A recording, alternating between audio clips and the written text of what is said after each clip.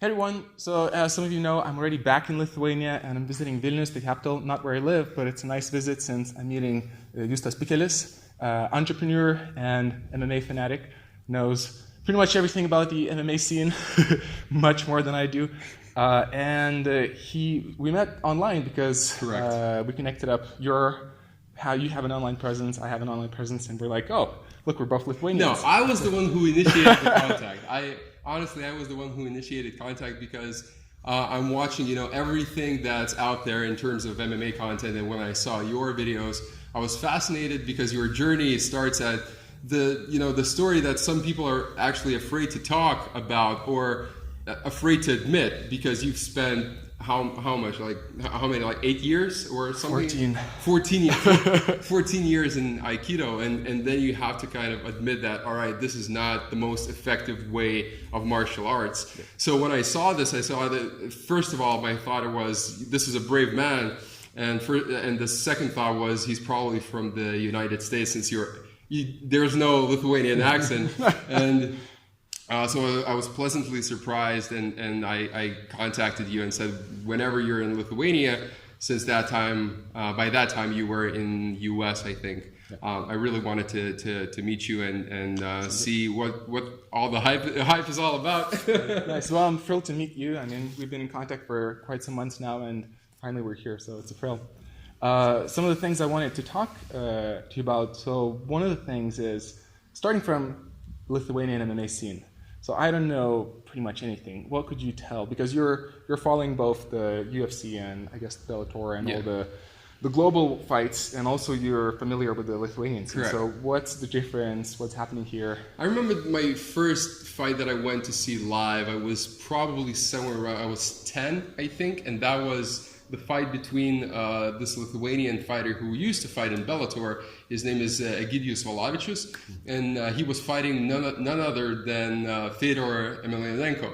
And that fight was happening in Lithuania, and God bless my dad, who was brave enough to bring a 10-year-old into an MMA fight and say, look, this is an interesting sport. So since that, I've met great coaches, including Alfredas Livčicas, who owns this gym, and I was really interested what the Lithuanian MMA scene can offer. The problem is that there's not a lot of people in general in Lithuania. There's less than 3 million people here, but the MMA scene is quite active. In addition to that, the Muay Thai scene is quite active. We're seeing the emergence of BJJ community here. So I think it's an emerging market. I think that there are a lot of fighters who possibly one day could become quite well-known names in the international scene. We've seen people like Marius Žoromskis, who actually fought in Bellator and Strikeforce for sure. I'm not, and I think Bellator too.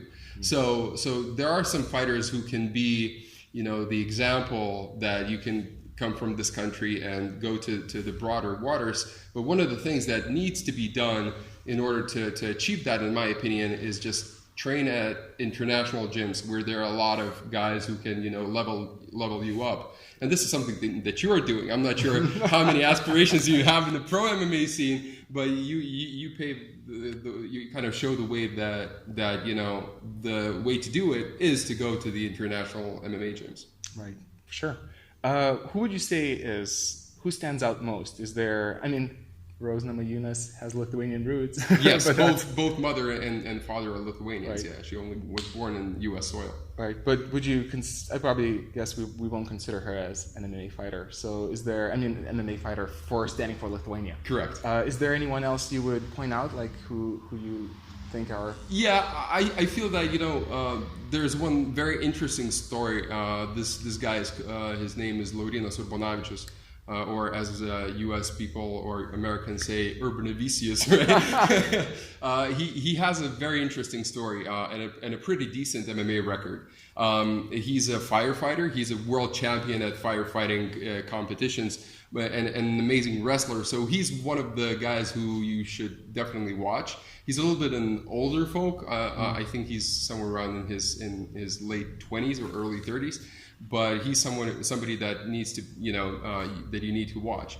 Other than that, there are a lot of young guys that don't yet have, a good MMA record, but definitely those are the people who grew up as MMA fighters, or are aspiring to be MMA fighters, and not necessarily a crossover athletes where they first train Muay Thai or first train Sambo or Judo or wrestling. They grow up in these type of gyms that train every discipline, and they become like the ultimate fighters.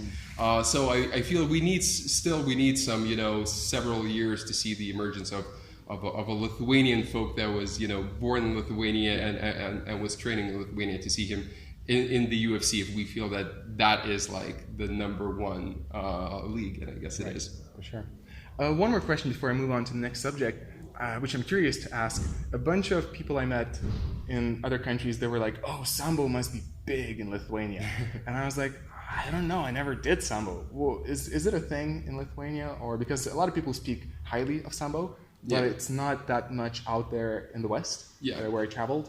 Is it here in Lithuania? So we have a lot of Polish people and a lot of Russian people who gravitate towards Sambo. Okay. But I wouldn't say that it's the most prevalent martial art in Lithuania. I feel that, the Muay Thai gyms are getting a lot of people who are interested. I guess another crossover idea is that a lot of people come in and some kids come in because if you want to, grow an MMA fighter, you're not going to, convert a 20-year-old or somebody into highest level of MMA fighters. So, but you have some kids, that come at 10 years old or 12 years old, that their parents want their fitness to go up, and then they fall in love with this discipline. And my dear friend Edvardas Norkeliūnas, who is a former MMA fighter and now the president of Muay Thai in Lithuania Federation, he works a lot towards that and is creating those type of tournaments. And the thing is that, he doesn't have the straight line outlook of only growing the Muay Thai fighters, but as a former MMA fighter, he watches that discipline kind of going and seeing which kids or which teenagers that have the potential can cross over to the MMA, which probably is the only way to have this kind of discipline and your skills commercialized. All right, cool. So another subject which I wanted to talk to you about. So you are actually, I'd say, a very successful entrepreneur, not just an entrepreneur. And you're not only following MMA, you're also training MMA, but not for fighting in a cage. Yes. But that's the fascinating part. So what drives you as an entrepreneur to mix your life with some mixed martial arts? Yeah, and I see a trend here because I see a lot of entrepreneurs and a lot of lawyers and consultants who have like daytime jobs that are really stressful. They come to the MMA gyms just to kind of release that stress, because there's an emergence in every type of sport that has a lot of bit of kind of pain inflicting upon yourself. For example, Ironman competitions. But those are, when you run, when you bike, when you swim, you can think about different things. When you spar, there's only one thing that you can think about, and that's the fight itself. Because if you're thinking about something else, you're probably going to get punched in the face. Yeah.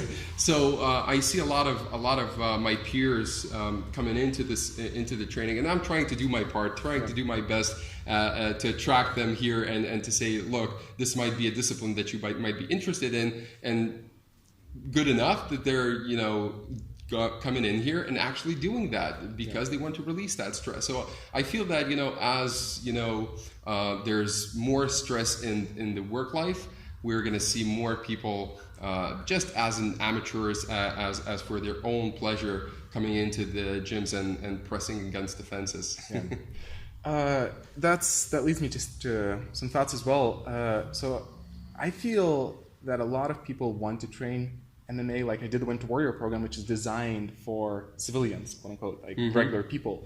And pretty much everyone in my program said, oh, I always wanted to do MMA. But a lot of people are, including myself, when I did Aikido, one of the reasons I didn't do MMA because I thought... Scared. I was scared. And not only because of the whole intensity of the training, but also had the impression, and I think this is kind of an ongoing myth, that it's packed with meatheads. Yeah. They're going to punish you, and really go hard on you, and you're going to be a punching bag forever.